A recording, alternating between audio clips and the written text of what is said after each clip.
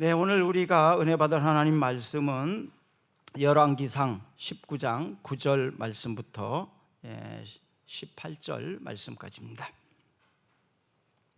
엘리야가 그곳 굴에 들어가 거기서 머물더니 여호와의 말씀이 그에게 임하여 이르시되 엘리야야 내가 어찌하여 여기 있느냐? 그가 대답하되 내가 만군의 하나님 여호와께 열심히 유별하오니 이는 이스라엘 자손이 주의 언약을 버리고 주의 제단을 헐며 칼로 주의 선지자들을 죽였음이오며 오직 나만 남았거늘 그들이 내 생명을 찾아 빼앗으려 하나이다. 여호와께서 이르시되 너는 나가서 여호와 앞에서 산에 서라 하시더니 여호와께서 지나가시는데 여호와 앞에 크고 강한 바람이 산을 가르고 바위를 부수나 바람 가운데 여호와께서 계시지 아니하며 바람 후에 지진이 있으나 지진 가운데에도 여호와께서 계시지 아니하며 또 지진 후에 불이 있으나 불 가운데에도 여호와께서 계시지 아니하더니 불 후에 세미한 소리가 있는지라. 엘리야가 듣고 겉옷으로 얼굴을 가리고 나가 굴 어귀에 섬에 소리가 그에게 임하여 이르시되 엘리야야 내가 어찌하여 여기 있느냐? 그가 대답하되 내가 만군의 하나님 여호와께 열심히 유별하오니 이는 이스라엘 자손이 주의 언약을 버리고 주의 제단을 헐며 칼로 주의 선지자들을 죽였음이오며 오직 나만 남았거늘 그들이 내 생명을 찾아 빼앗으려 하나이다. 여호와께서 그에게 이르시되 너는 내 길을 돌이켜 광야를 통하여 다메섹에 가서 이르거든 하사엘에게 기름을 부어 아람의 왕이 되게 하고 너는 또 님시의 아들 예후에게 기름을 부어 이스라엘의 왕이 되게 하고 또 아벨 무올라 사밧의 아들 엘리사에게 기름을 부어 너를 대신하여 선지자가 되게 하라. 하사엘의 칼을 피하는 자는 예후가 죽일 것이요 예후의 칼을 피하는 자는 엘리사가 죽이리라. 그러나 내가 이스라엘 가운데 7,000명을 남기리니 다 바알에게 무릎을 꿇지 아니하고 다 바알에게 입맞추지 아니한 자니라. 아멘. 오늘 설교 제목은 내가 어찌하여 이러고 있느냐입니다. 내가 어찌하여 이러고 있느냐. 스스로가 혹시 낙담하고 지금 용기를 잃고 두려움, 걱정 이런 것이 있는 분들은 스스로에게 이렇게 좀 하나님이 내게 하시는 말씀으로 이렇게 하셨으면 좋겠습니다. 내가 어찌하여 이러고 있느냐. 또 옆에 남편이나 아내나 또 아이들이 이렇게 낙담하고 있다면 그 말씀을 좀 해주셨으면 좋겠어요. 내가 어찌하여 이러고 있느냐? 내가 어찌하여 이러고 있느냐? 믿음이 안 좋으니까 그렇다라고 사람들은 많이 생각을 해요. 그래서 믿음이 없으니까, 믿음이 부족해서 늘 이런 말을 잘 하거든요. 그런데 믿음이 좋은 사람도 시리와 좌절에 빠질 수 있다는 사실입니다. 엘리야가 믿음이 없는 사람인가요? 엘리야가 믿음이 안 좋은 사람인가요? 그렇지 않잖아요. 엘리야는 믿음이 대단히 좋은 사람입니다. 또 구약 성경에서 기적 이런 것을 일으키는 일에 있어서 능력자 그러면 대표적으로 엘리야를 말합니다. 하나님의 능력을 강하게 어느 사람보다도 강하게 일으켰던 사람이 바로 엘리야거든요. 그런데 이 엘리야가 시리와 좌절에 빠져 있는 상태에서 하나님께서 말씀하신 것입니다. 왜 이러고 있느냐? 왜 이러고 있느냐? 자, 여호수아라는 사람이 있습니다. 여호수아는 모세를 이어서 이스라엘의 지도자가 되었고 여호수아가 가나안 땅에 들어가는 정복 전쟁을 인도했던 사람이 바로 여호수아입니다.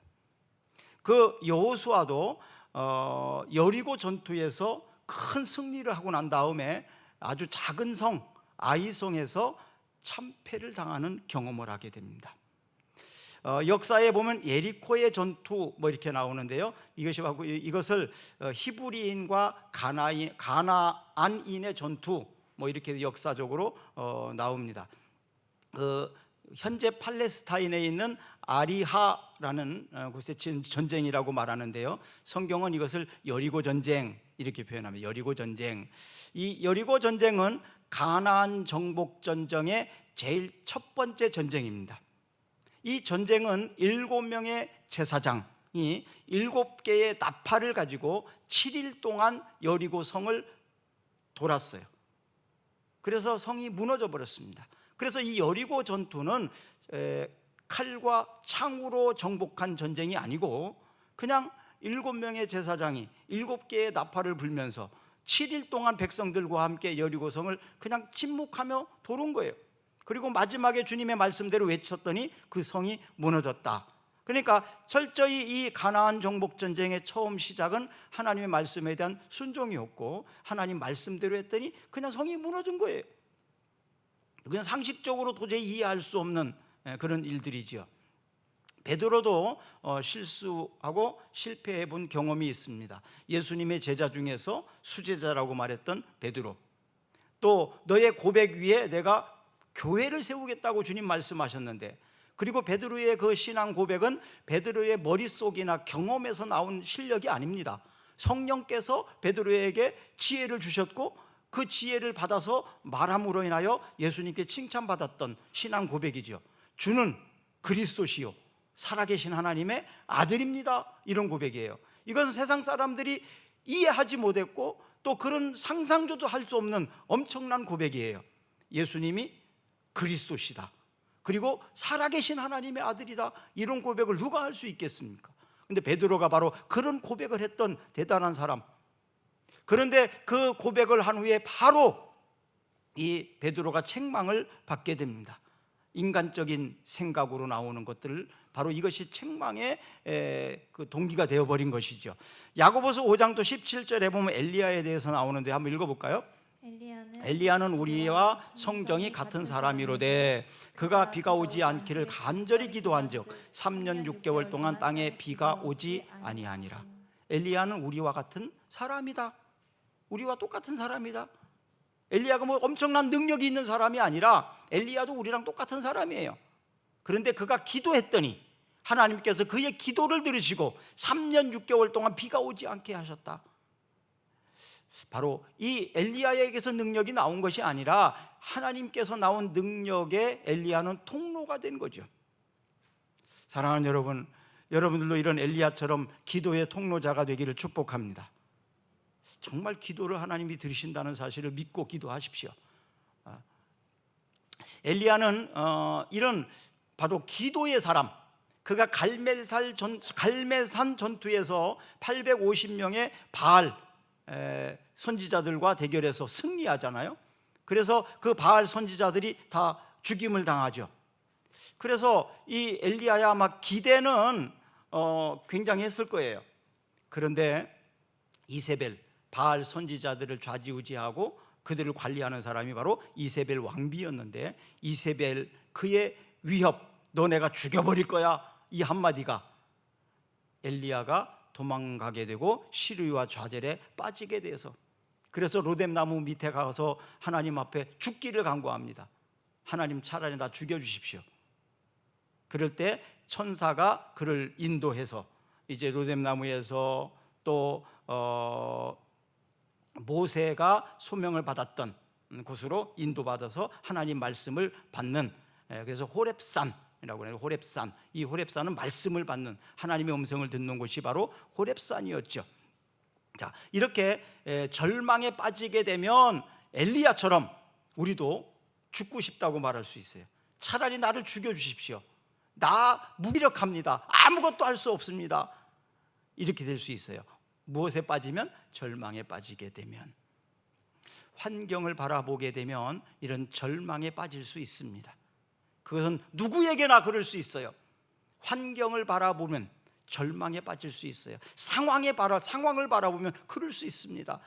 목사도 마찬가지예요. 엘리야도 마찬가지예요. 권사님들도 마찬가지예요. 그래서 우리가 바라보는 것을 환경을 바라보고 상황을 바라보면 안 되는 거예요. 우리가 하나님이 주신 비전을 바라보고 하나님을 바라보고 이렇게 가야 되는데, 환경을 바라보게 되면 아무리 믿음이 좋은 사람들도 이렇게 절망할 수 있다는 것을 보여줍니다. 그러면 정말로 엘리야가 오늘 본문에서 기록한 대로 나밖에 남지 않았습니까? 그렇지 않거든요. 엘리야를 사실 먹인 것은 오바댜라는 사람이 숨겨줬고, 또 음식을 공급한 사람이 약 100여 명의 선지자들이 사실은 뒤에 있었어요. 그들이 모르게 이렇게 음식을 준비를 해서 이렇게 뒷바라지를 하고 다 그렇게 했던 사람들이 많아요.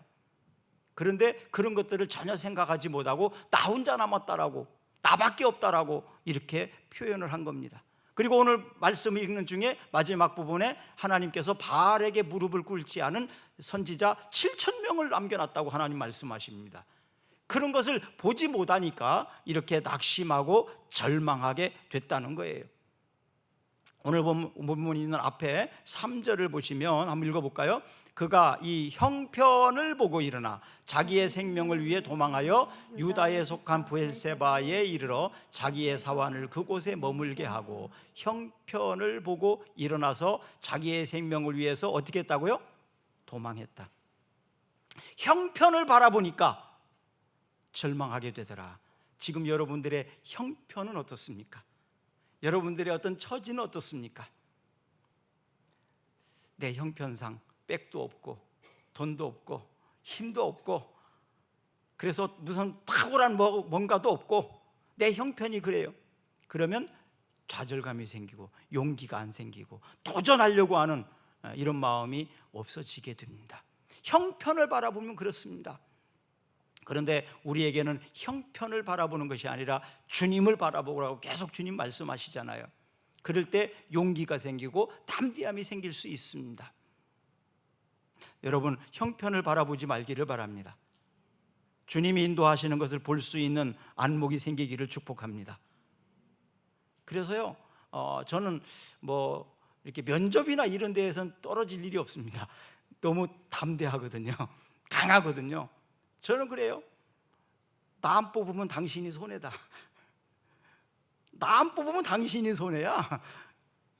오히려 그런 담대함 있잖아요. 그런 자신감 있잖아요. 왜? 그 용기는 어디서 나올까요? 내 형편에서 나올까요? 아닙니다.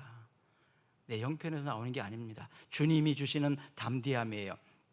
자, 그럼 엘리야가 그 형편을 바라보고 무엇 때문에 도망갔다고요? 죽을까 봐, 생명을 잃을까 봐. 네페쉬라고 그러거든요. 히브리어로 네페쉬, 바로 생명을 잃을까 봐, 죽을까 봐. 이세벨이 너 내가 죽여버릴 거야, 내 선지자들 850명을 네가 죽였지, 나는 너를 죽일 거야. 얼마나 이게 두려운 일입니까? 죽여버리겠다고 하는데 겁나잖아요. 자, 3절 다시 한번 읽어봅시다. 그가 이 형편을 보고 일어나 자기의 생명을 위해 도망하여 유다에 속한 브엘세바에 이르러 자기의 사환을 그곳에 머물게 하고, 형편을 보고 일어나 생명을 위해서 도망했다. 형편 때문에, 생명 때문에 도망가지 말았으면 좋겠습니다. 또 4절 한번 읽어볼까요? 자기 자신은 광야로 들어가 하룻길쯤 가서 한 로뎀 나무 아래에 앉아서 자기가 죽기를 원하여 이르되, 여호와여 넉넉하오니 지금 내 생명을 거두시옵소서. 나는 내 조상들보다 낫지 못하나이다. 로뎀 나무에 그 형편이, 또 그 상황이 좀 이렇게 그림이 그려지잖아요. 낙심하고 절망한 상황에서, 지금 아무것도 할 수 없는 그런 상황 속에서 이 로뎀 나무 밑에 앉아가지고 처절하게, 처량하게 차라리 나를 죽여달라고, 나 죽고 싶다고, 그런 얘기예요. 나 죽고 싶다고, 하나님 죽여달라고, 그런 얘기입니다. 자, 생명은요, 하나님이 살리고 죽이는 권세가 있지 내게도 없고, 그건 어떤 사람에게도 없고, 마귀 사단도 우리의 생명을 건드릴 수 없습니다. 생명은 하나님께 달려 있는 거예요. 사람이 살고 죽는 것은 이 세상에 그 어떤 것도 그런 권한이 없습니다. 생명은 하나님께 달려 있어요. 그래서 하나님이 살리고 하나님이 죽일 수 있는 권한이 하나님께 있고, 하나님이 허락하지 않으면 죽지도 않고, 하나님이 허락하지 않으면 살 수도 없습니다. 여러분, 이것이 제가 지금까지 살아오면서 경험한 거예요. 사도 바울도 그럽니다. 무슨 독을 마실지라도 하나님이 내 생명이 끝나는 날이 아니라면 나 죽지 않는다, 그런 확신이 있어요. 그러니까 어떤 병이 걸리고 사람들이 다 죽는다고 해도 그게 중요한 게 아니에요. 하나님 손에 달려 있습니다. 하나님이 허락해야만 죽습니다. 하나님이 허락하지 않으면 죽지 않습니다. 왜냐하면 생명을 주신 분이 하나님이라는 사실이에요. 잠언 19장 23절 한번 읽어볼까요? 여호와를 경외하는 것은 사람으로 생명에 이르게 하는 것이라. 경외하는 자는 족하게 지내고 재앙을 당하지 아니하니라. 또 잠언 22장 4절 말씀, 겸손과 여호와를 경외함의 보상은 재물과 영광과 생명이다. 재물과 영광과 생명이다. 무엇이요? 겸손으로 하나님을 경외하는 보상. 4절 말씀 좋아하겠죠? 재물과 영광과 생명, 사람들이 다 좋아하는 거잖아요. 이 재물과 영광과 생명의 이거 보상은 무엇을 통해서 온다고요? 겸손하게 여호와를 섬기는 사람. 이 하나님의 약속이에요. 겸손하게 여호와를 섬기는 사람에게는 재물과 영광과 생명을 주시겠다는 겁니다. 이 사실을 저는 100% 믿기 때문에 재물과 영광과 생명을 얻고 싶으냐? 그러면 겸손하게 여호와를 섬기면 되는 거예요. 이것의 보상이 이것이니까. 그래서 기도합니다. 하나님, 겸손하게 여호와를 섬긴 보상이 나를 통해서 간증되게 해 주십시오. 겸손하게 여호와를 섬긴 그 모습을 통해서 하나님이 이렇게 보상하셨다고 간증할 수 있는 사람이 되기를 원합니다 하는 거예요. 단순히 재물과 영광과 생명이 목적이 아닙니다. 이 약속의 말씀이 나를 통해서 실제로 실천되어졌다, 증명되었다라는 것을 증명하고 싶은 마음 때문에 그렇습니다. 자, 그러면 왜 사람들이 유혹에 빠질까요? 유혹에 빠진 성경의 사람들을 쭉 살펴보니까 자기가 해야 될 일 하지 않았을 때, 자기가 있어야 될 자리에 있지 않을 때 유혹에 빠지게 되더라고요. 그리고 좌절하게 되더라고요. 해야 될 일을 하지 않고 내가 있어야 될 곳에 있지 않고 없어야 될 곳에 있을 때 그때 유혹에 빠지더라고요. 저의 경우로도 그렇습니다. 하나님이 가라고 할 때 가지 않으면, 하나님이 있으라고 하는 곳에 있지 않으면 이런 유혹에 빠질 수 있습니다. 삼손이라는 사람이 있습니다. 삼손에게 하나님은 힘을 주셨어요. 능력을 엄청나게 주셨어요. 그런데 그 힘을 가지고 하나님이 원하시는 일을 하지 않았을 때 바로 들릴라의 유혹에 빠졌었던 것입니다. 그 유혹에 넘어가게 되니까 그렇게 강하던 힘을 다 잃어버리고 눈을 빼임당하고 비참하게 노예처럼 방아를 돌리는 짐승처럼 그런 처지가 되어버립니다. 사랑하는 여러분, 해야 할 일을 하지 않을 때, 있어야 할 곳에 있지 않으면 마음의 평안이 없습니다. 기쁨도 없습니다. 행복이 없습니다. 엘리야가 갈멜살 전투에서 승리하고, 그러면 어떤 기대가 있었을까요? 제가 생각해 보면 그런 기대가 있었을 것 같아요. 갈멜산에서 850명의 바알 선지자들과 대결해서 이겼어요.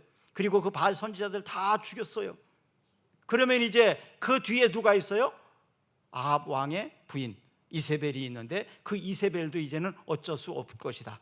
하나님이 하신 역사를 보면서 또 비가 내리는 그런 일, 이런 분들, 또 불이 내리는 이런 일을 사람이 할 수 없는 일이잖아요. 그러면 이런 대세 앞에서 이세벨이 무슨 힘이 있겠냐?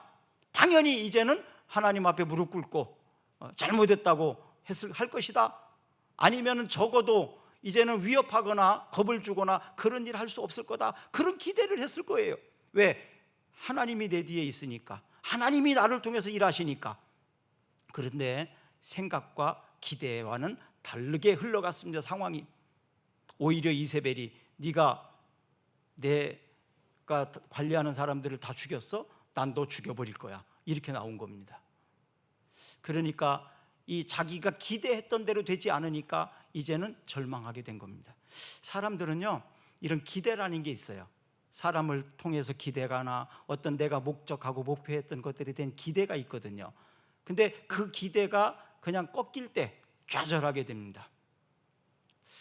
그런 좌절한 경험이 많이 있으시잖아요. 될 것 같은데 잘 되다가 왜 끝에 가서 이렇게 안 되지? 뭐 이런 거 있잖아요. 그런데 지내놓고 보면요, 그 이유가 있어요. 그리고 가장 선하게 인도하시는 하나님인 것을 저는 믿습니다. 지나와 보면 그렇더라고요. 그때는 잘 이해할 수가 없어요. 근데 지내놓고 보니까 그때는 내 때가 아니었구나. 그리고 하나님이 더 좋은 것을 주시려고 준비해 놓고 있구나. 제가 살아오면서 경험한 일입니다. 그래서 지금은 내가 아무리 원해도 하나님의 뜻을 먼저 찾습니다. 그래서 기도할 때 하나님의 때, 하나님이 원하시는 만큼 그것을 찾습니다. 왜냐하면 하나님의 때가 항상 옳았거든요. 그리고 하나님이 원하시는 만큼이 오히려 내가 생각했던 것보다 훨씬 더 많이 하더라고요. 사람이 다 기대가 있잖아요. 그렇죠? 원하는 게 있지 않습니까? 제가 우리 아들한테 어저께 너 감사헌금 좀 하고 가거라. 안 하면 제가 하려고 그랬어요. 사실은. 그래서 그랬더니 그 자기 아내하고 이제 상의해서 헌금하겠다고. 그래서 저 나름대로 요 정도는 하겠지라고 이렇게, 그러면 내가 조금 더 해야지 뭐 이런 생각 속으로 갖고 있었는데, 근데 내가 생각했던 만큼 하더라고요. 그 이상을 하더라고요. 그래서 얼마나 이런 걸 정해놓는 것이 아니라 믿음대로 하거라. 그래서 그것을 통해서 제가 뭐를 느끼느냐 하면 믿음의 그릇이 그만큼, 그래서 조금 더 믿음을 키우고 능력도 키우고 또 할 수 있는 실력도 키우고, 그래서 하나님 앞에서 좀 마음껏 할 수 있는 믿음과 사람이 상황이 되었으면 좋겠다, 그런 기도를 했습니다. 사랑하는 여러분, 엘리야가 내가 한 일은 여기까지, 이제 나는 죽고 싶다, 하나님 나를 죽여주십시오, 이러고 있었던 상황입니다. 오늘 읽었던 구절을 한번 다시 읽어보겠습니다. 엘리야가 그곳 굴에 들어가 거기서 머물더니 여호와의 말씀이 그에게 임하여 이르시되 엘리야야 내가 어찌하여 여기 있느냐. 10절, 그가 대답하되 내가 만군의 하나님 여호와께 열심히 유별하오니 이는 이스라엘 자손의 주의 언약을 버리고 주의 제단을 하며 칼로 주의 선지자들을 죽였음이오며 오직 나만 남았거늘 그들이 내 생명을 찾아 빼앗으려 하나이다. 여기서 조금 이해하기가 어려운 부분이 있어요. 여호와께 열심히 유별하오니, 조금 어렵죠? 열심히 유별하오니, 이것은 무슨 의미냐 하면 내가 열심히 했다 얘기입니다. 내가 유별나게 다른 사람 누구보다도 열심히 했는데 기대만큼 안 됐다, 그런 얘기입니다. 나만 하나님을 섬기면 뭐합니까? 돕는 사람도 없고, 또 내가 그렇게 열심히 했는데 상황도 안 변했고 사람들도 안 변했고, 기대치게 되지 않았다는 그런 얘기입니다. 오히려 내가 죽게 생겼습니다, 그런 의미예요, 이 말씀이. 주의 일 하다가 우리도 엘리야처럼 그렇게 낙담할 때가 있죠. 내가 열심히 한다고 했는데 알아주는 사람도 없고 함께 도와주는 사람도 없고, 그렇다고 해서 뭐 좋은 열매들이 막 많이 생기는 것도 아니고, 뭐 이럴 때 좌절감이 생기잖아요. 공부를 열심히 했는데 성적이 그만큼 안 나오면, 기대하는 만큼 안 나오면 공부해도 소용없다, 나는 안 되는가 보다. 그래서 부모님 탓하고 머리가 나쁜 거 탓하고 상황이 안 좋은 거 탓하고 그런 얘기, 그런 생각 많이 하지 않습니까? 자, 이럴 때 여러분, 제가 이제 늘 탁구를 치면서 그런 초보자들한테 그런 얘기를 하거든요. 좀 쭉 이렇게 성장하다가요, 더 이상 안 성장할 때가 있어요. 더 이상 실력이 막 안 늘어날 때가 있어요. 공부도 똑같아요. 요만큼 올라갔는데 할 만큼 계속 올라가야 되는데 안 올라가고 딱 서 있어요. 그럴 때 벽 앞에 서 있는 것처럼 느껴질 때 있어요. 이제는 아무것도 할 수 없다, 이제 소용없다, 나의 한계는 여기까지인가 보다, 내가 할 수 있는 것이 여기가 최선인가 보다, 그러고 안 해버리잖아요. 그러면 끝이에요. 그런데 벽 앞에 서 있을 때, 그때 보이지 않아요. 실력도 안 늘어나는 것 같아요. 아무것도 안 되는 것 같아요. 그런데 그 벽을 바라보고 계속 해야 됩니다. 그러면요, 그동안 안 늘어났던 것이 차근차근 올라가는 게 아니라 쭉 올라가 버립니다. 아셨어요? 한 계단씩 이렇게 올라가면 보이는데 안 올라가는 것 같이 있다 갑자기 쫙 올라가요. 이렇게 실력이 늘어나는 겁니다. 그래서 그거를 바라보게 되면 벽 앞에 서 있을 때도 내 앞에 지금 아무것도 없고 아무도 알아주지 않고 그런 것 같지만 다 보고 있습니다. 그리고 그 노력은 전혀 잘못이 없습니다. 오히려 더 갑자기 늘어나게 되는 것을 알게 될 거예요. 자, 지금까지 인도하신 하나님, 에베네셀의 하나님 아닙니까? 에베네셀의 하나님. 그 에베네셀의 하나님의 은혜를 안다면 감사와 또 기쁨, 이것이 계속 있을 수 있습니다. 갈라디아서 6장 9절 한번 읽어볼까요? 우리가 선을 행하되 낙심하지 말지니 포기하지 아니하면 때가 이름에 거두리라.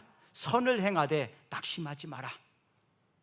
포기하지 않고 계속하면 반드시 이루어진다. 지도자가 되어보면 알 수 있어요. 지금 성실하게 계속하고 있는지 아니면 좀 하다가 안 하는지.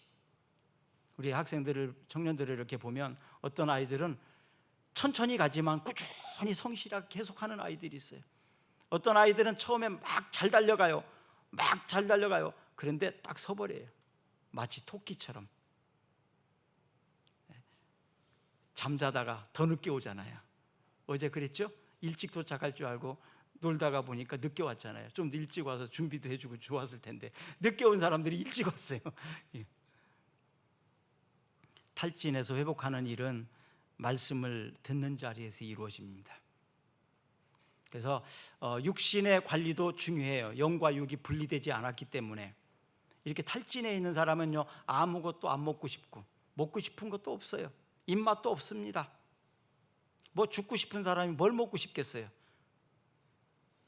자, 이것은요, 자기 자신이 만들어낸 의미와 목적, 그러니까 나 스스로가 정해놓은 목적, 목표, 그리고 나 스스로가 만든 의미, 여기에 집착하게 되면 믿음이라는 것이 들어가지 않아요.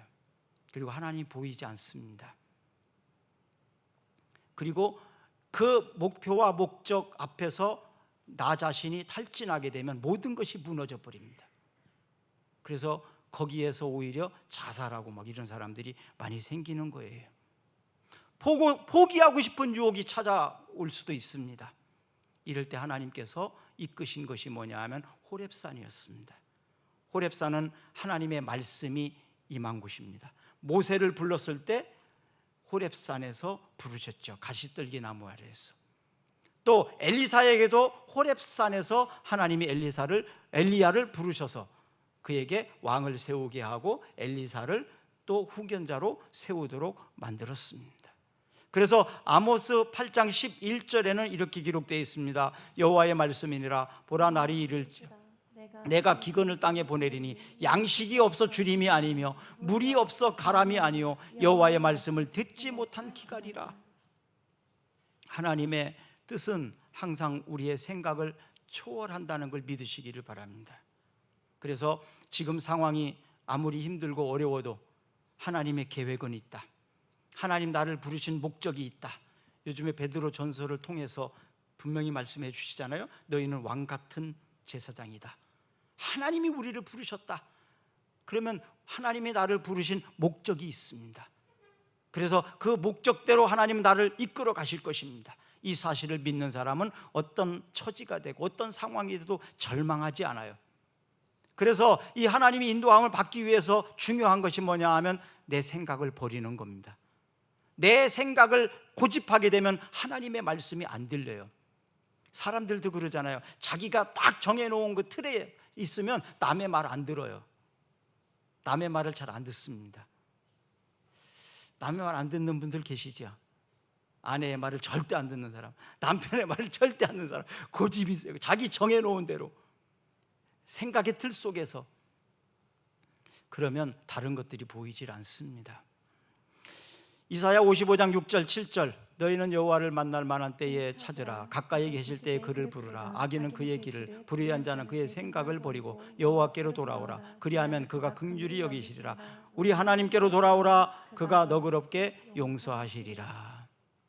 자, 중요한 것은요, 목숨을 부지하는 게 목적이 아닙니다.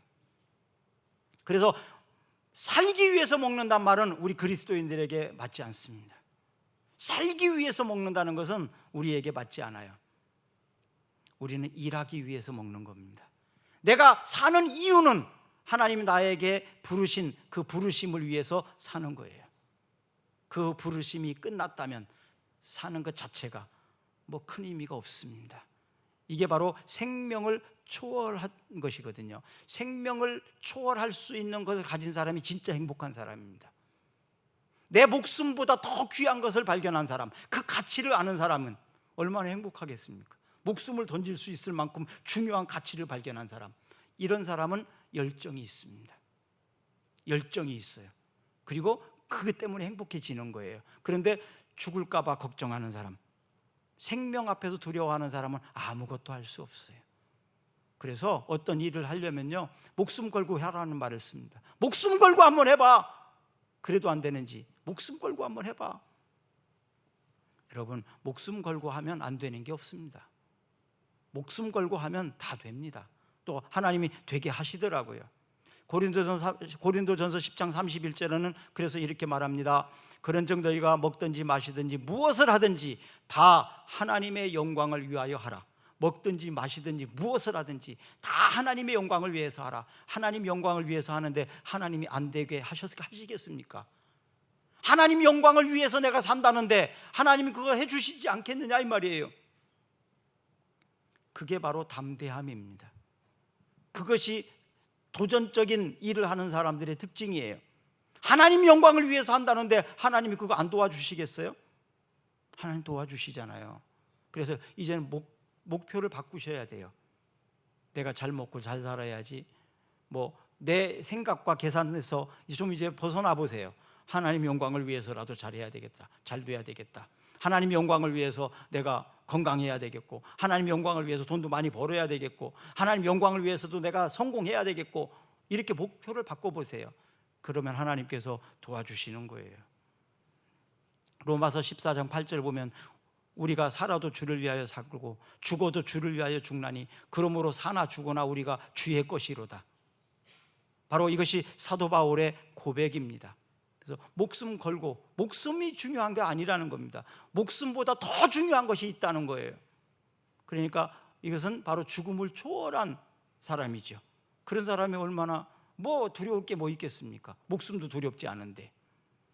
그렇기 때문에 담대할 수 있는 겁니다. 히브리서 12장 2절 3절을 읽어볼까요? 믿음의 주여 또 온전하게 하시는 이인 예수를 바라보자. 그는 그 앞에 있는 기쁨을 위하여 십자가를 참으사 부끄러움을 개의치 아니하시 하나님 보좌 우편에 앉으셨느니라. 너희가 피곤하여 낙심하지 않기 위하여 죄인들이 이같이 자기에게 기억한 일을 참으신 일을 생각하라.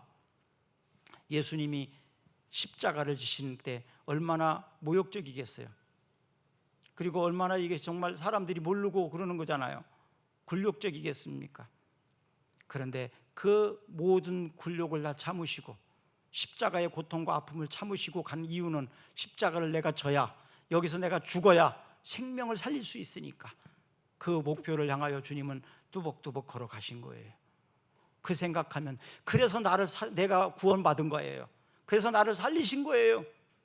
이거 생각하면 못할 게 뭐가 있겠습니까? 자, 주님이 말씀하십니다.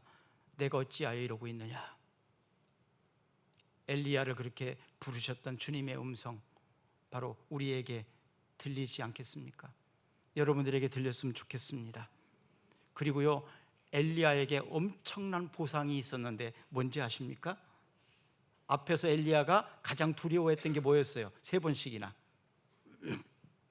생명이잖아요. 죽을까 봐 겁났잖아요. 엘리야는요, 죽음에 대한 두려움이 컸나 봐요. 무엇보다. 그런데 이 엘리야가 죽음에 대한 공포, 죽음에 대한 두려움이 굉장히 큰 사람, 죽을까 봐 그랬는데요, 하나님의 보상이 어땠는지 아십니까? 엘리야는 안 죽고 하늘에 갔습니다. 참 신기하게 좀 맞지 않아요? 하나님은 엘리야를 죽음을 보지 않고 천국으로 데리고 갔어요. 안 죽고 데리고 갔어요. 하나님의 엄청난 저는 이 보상이, 이야, 이렇게 하나님은 세밀하게 엘리야를 살피셨구나. 성경에 죽음을 보지 않고 하늘나라에 간 사람이 2사람이 있어요. 방금 얘기한 누구? 엘리야. 또 한 사람이 있어요. 누구? 에녹입니다. 에녹은 마지막 인생의 300년을 하나님과 동행했다고 나와요. 그러면 에녹이 처음부터 그렇게 하나님이 마음에 딱 들게 살았었냐? 그렇지 않아요. 에녹이 무두셀라를 낳은 후에 하나님과 동행했다 이렇게 나옵니다. 무두셀라는 969세를 살았잖아요. 무두셀라의 이름의 뜻은 창을 던지는 자라는 이름의 뜻이 있거든요. 그래서 창을 던지는 자가 죽으면 전쟁에서 패한다는 의미가 있어요. 그러면 다시 말하면 무두셀라가 죽는 것은 곧 끝이거든요. 종말이라는 의미가 있어요. 그래서 이 에녹은 자기 아들의 이름을 무두셀라라고 지으면서 사람에게는 종말이 있다, 끝이라는 게 있다, 죽음이라는 게 있다. 그렇다면 그 끝 죽음을 바라보면서 내가 어떻게 살아야 되는가, 이런 의식 속에서 살았던 거죠. 아들의 이름을 부를 때마다 무두셀라야, 그럴 때마다 세상에는 종말이 있다, 인생에는 끝이 있다, 인생이 끝나는 날 잘 살아야 되겠다, 그때를 생각하면서, 이것이 바로 에녹의 신앙이죠. 그래서 무두셀라를 낳은 후 300년 동안 하나님과 동행하다가 죽음을 보지 않고 천국으로 옮겼다 이렇게 나옵니다.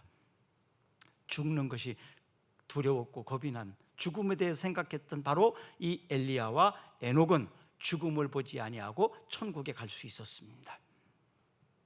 죽음의 고통이 아름답게 주님 앞에 갔으면 좋겠습니다.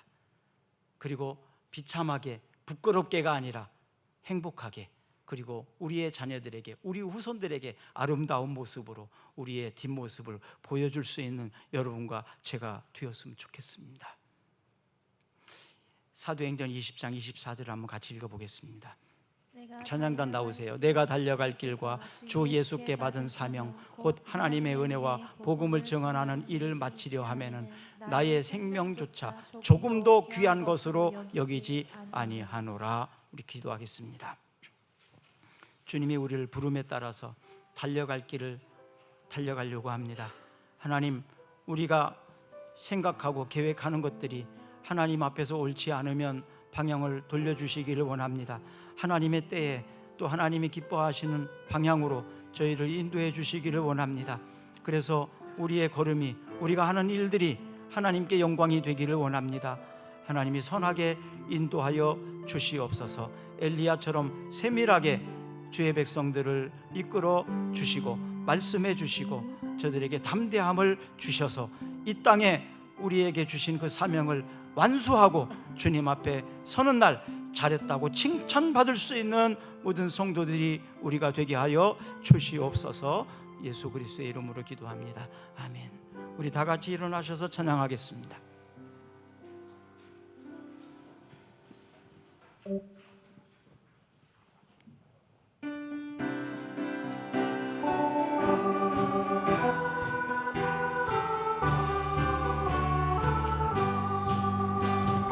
내 영혼 겨우실 곳과 평강이 얻어 안전한 도로 높은 가지도 다스리시는 주의 영원한 발의지에 주의 영원한 심판 함께하사 항상 나를 붙드시니 어느 곳에 가든지 요동하지 않으니 주의 발을 의지함이라. 세상 친구들 나를 버려도 예수를 함께 동행함으로 주의 은혜가 충만하리니 주의 영원한 발을 의지해 주의 영원하신 팔 함께 하사 항상 나를 붙드시니 어느 곳에 가든지 요동하지 않으니 주의 발을 의지함이라. 나의 믿음이 연약해져도 미리에 위한 힘을 주시며 위태할 때도 항보하시는 주의 영원한 발을 의지해 주의 영원하신 팔 함께 하사 항상 나를 붙드시니 어느 곳에 가든지 요동하지 않으니 주의 팔을 의지함이라 믿지 못한 것 주께 없으니 나의 일생을 주께 맡기며 나의 모든 짐 대신 지시를 주의 영원한 팔 의지에 주의 영원하신 팔 함께 하사 항상 나를 붙드시니 어느 곳에 가든지 요동하지 않으니 주의 팔을 의지하라.